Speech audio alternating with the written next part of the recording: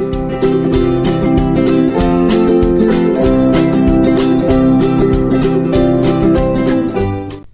teman-teman, izin memperkenalkan diri. Nama Komangsitan Larasati Suranya, NPM 205305305, Prodi PGSD, kelas 4A, Angkatan 2020, Universitas Lampung. Video ini dibuat untuk memenuhi tugas UAS mata kuliah pembelajaran matematika SD. Terima kasih saya ucapkan kepada Bapak Dr. Andes Muncarno MPD dan Bapak Jody Setia Hermawan MPD selaku pengampu mata kuliah pembelajaran matematika SD yang telah memberikan arahan dan bimbingannya serta membagi ilmunya kepada kami selama 1 semester ini. Pada kesempatan kali ini saya berkesempatan untuk membahas soal UAS, yaitu soal nomor 1. Berikut adalah pembahasan soalnya.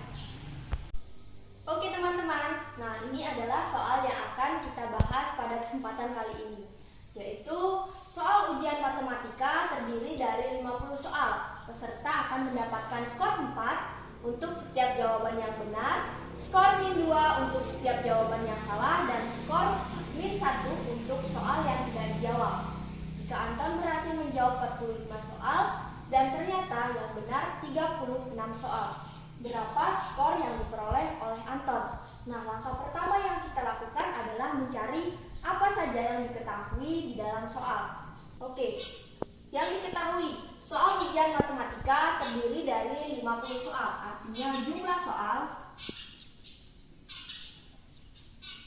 sama dengan 50 soal.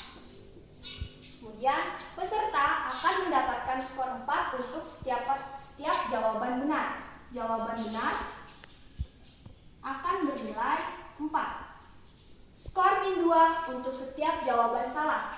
Jawaban salah akan mendapatkan nilai -2 dan skor -1 untuk soal yang tidak dijawab. Tidak dijawab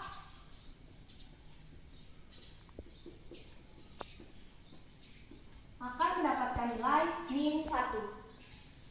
Jika Anton berhasil menjawab 45 soal, artinya Anton berhasil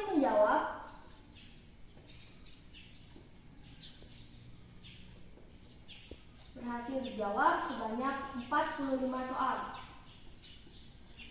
45 soal.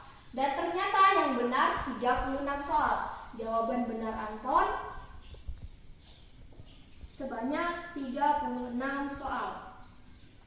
Nah, apakah sudah sampai di sini saja yang diketahui?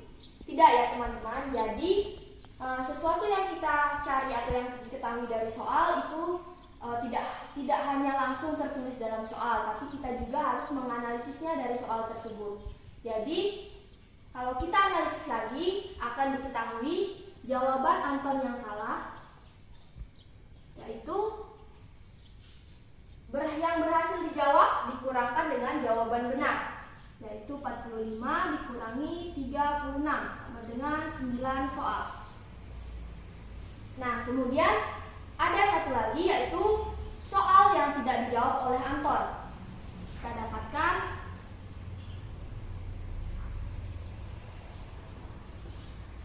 tidak dijawab. Dapat dari mana? Jumlah soal dikurangi dengan soal yang berhasil dijawab oleh Anton. 50 dikurangi 45 sama dengan 5 soal.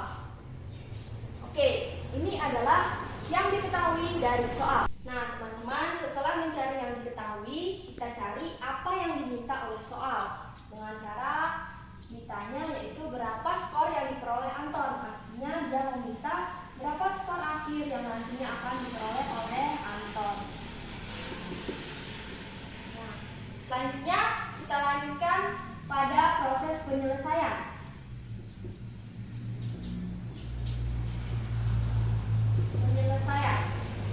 Apa yang harus kita lakukan? Yang dilakukan adalah mencari nilai dari masing-masing jawaban Anton. Yang pertama, skor benar.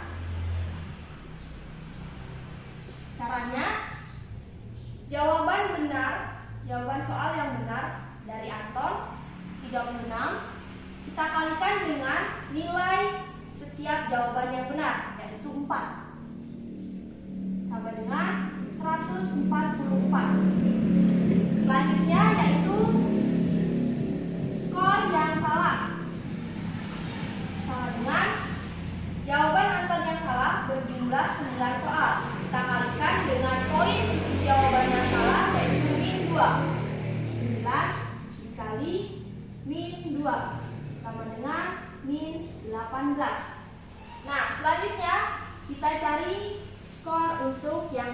dijawab.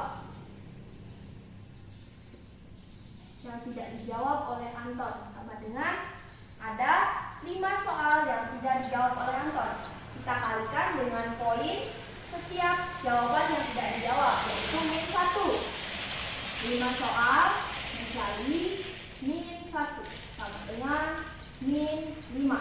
Oke, selanjutnya setelah kita menentukan nilai dari masing-masing jawaban Anton, kita lanjutkan dengan mencari skor Anton yang akan diperoleh, yaitu skor Anton adalah sama dengan skor yang benar, skor benar ditambah skor yang salah ditambah skor soal yang tidak dijawab oleh Anton.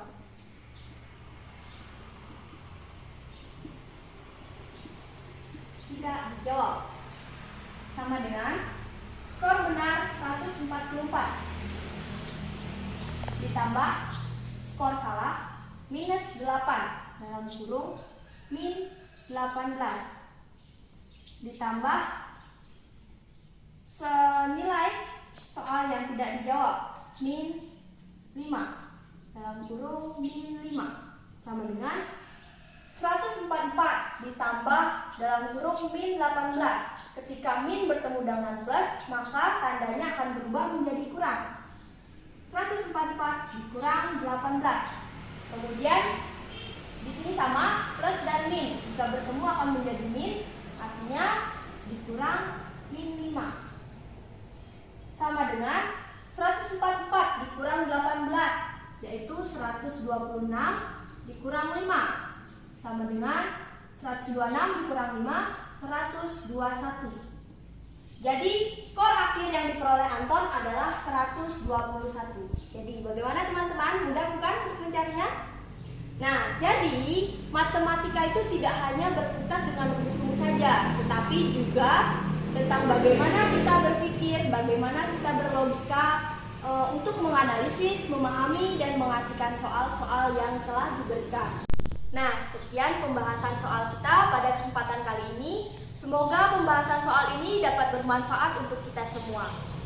Angka 2 diberi pangkat, angka 4 diberi akar. Walau kita sedang penat, tetap semangat untuk belajar. Sampai jumpa.